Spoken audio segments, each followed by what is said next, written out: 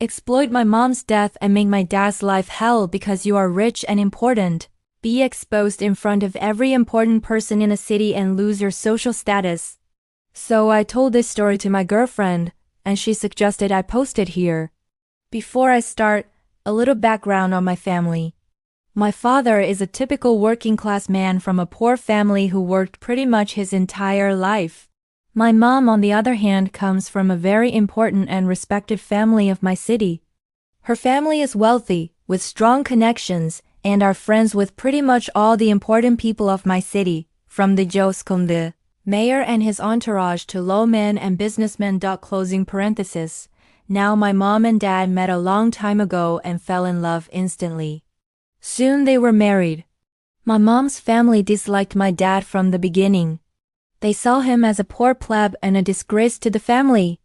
When my brother and I came along, they also demanded us to be named from members of their side of the family since we would have my dad's last name, etc., etc. You get the point. Posh, arrogant pricks. When I was 8 and my brother 9, our mom got diagnosed with cancer. 3 years later she died. My dad was alongside her the entire time, her own family not.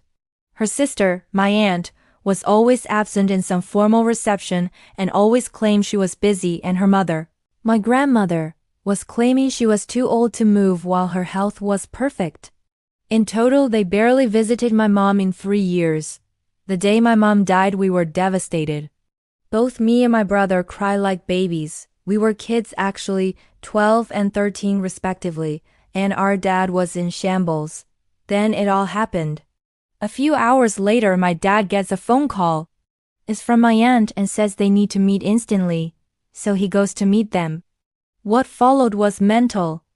My aunt, with a lawyer on her side, started attacking my dad, telling him that now that his wife was dead, he was incapable of having custody of the kids, me and my brother, and that they should take care of us. My dad was furious and said no. They responded the next day with more pestering and abuse. Mind you, the funeral hadn't even taken place yet. This went on for years. Each time different demands. They ended up accusing my dad of assaulting my aunt, causing a lot of people to turn their backs on us. They started sending my dad legal papers on what they could do, etc., etc. Then they tried taking away our inheritance based on stupid shit. We ended up finding out that some money reserved for us had suddenly vanished, and then they called us and threatened my dad that if he doesn't give custody, they will not give us the money. Thanks to a stupid law in my country, they could do that. My dad felt like shit. Many times we caught him crying on top of piles of papers or hitting his head on the table in despair. In the night, we could hear him crying from our room and could do nothing about it. They made his life a torture. The only thing that kept him sane was my brother and I, and he was great as a dad. He provided for us, and despite his mental state being awful, he was an amazing dad. Fast forward 10 years later. The abuse stopped. My father found a girlfriend who is amazing and are happy together. Both my brother and I got accepted into university and are doing pretty well. My mom's family have stopped talking to us, and every time they try to make contact, we promptly ignore them. Until this summer. You see, this summer my cousin got married. They invited us to the wedding. When I say us, I mean my brother and I, so we accepted and started crafting the plan. Because in my country, weddings are a huge deal, a lot of people would be there. And also because of the social status of my mom's family, the most important people would be there. So we decided to use that into our advantage. You see, a lot of people had no clue about the whole story, only the parts they told them. It was exposure time.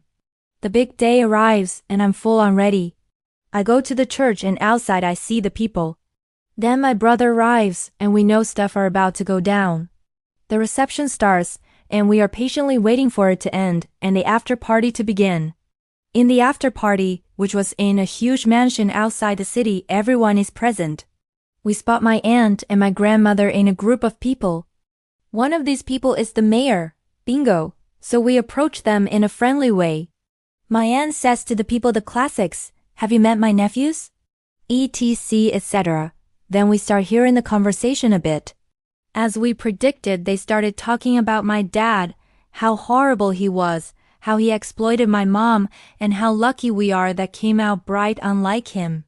That last one pissed me off. I raise my glass, I look my aunt in the eyes, and inside the whole group of the most wealthy, important and prestigious people of my city I say, actually, I unleashed the whole story, all while praising my dad and damning my aunt and my grandmother.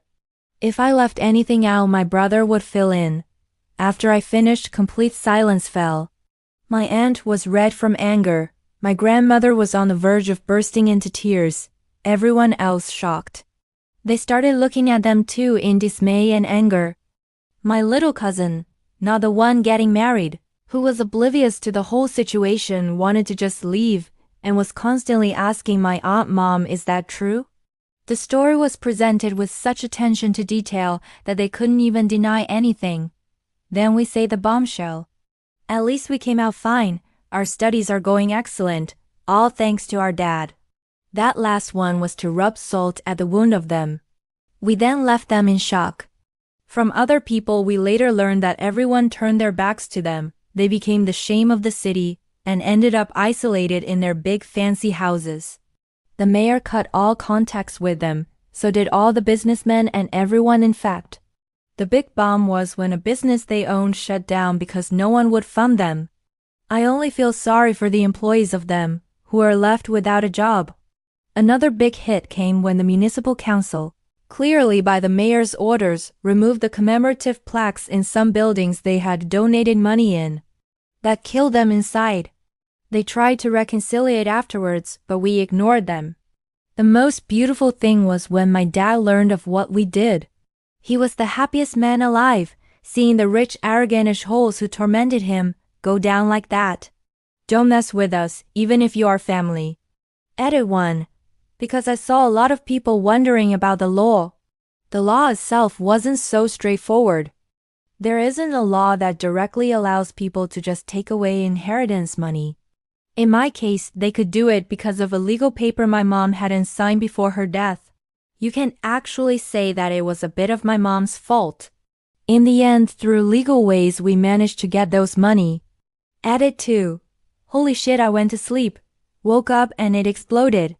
Thank you very much, people. I really appreciate that. Also, I'll let my dad know about your kind words. He won't admit it, but he will be buzzing when I tell him. And it's my first time I'm getting silver. Thank you again. Edit 3. Holy shit, gold, I can't believe it. Thank you very much, guys. I'll make sure to send your love to my dad. P.S. It's my first time posting something that big, so if anything is off, just let me know. Also, English isn't my first language, so apologies for any mistakes, and feel free to point them out in order to correct them. TLDR. My rich and arrogant aunt and grandmother turned my dad's life into hell for many years right after my mom died. We exposed them into the most important and powerful people of our city, leading to their demise.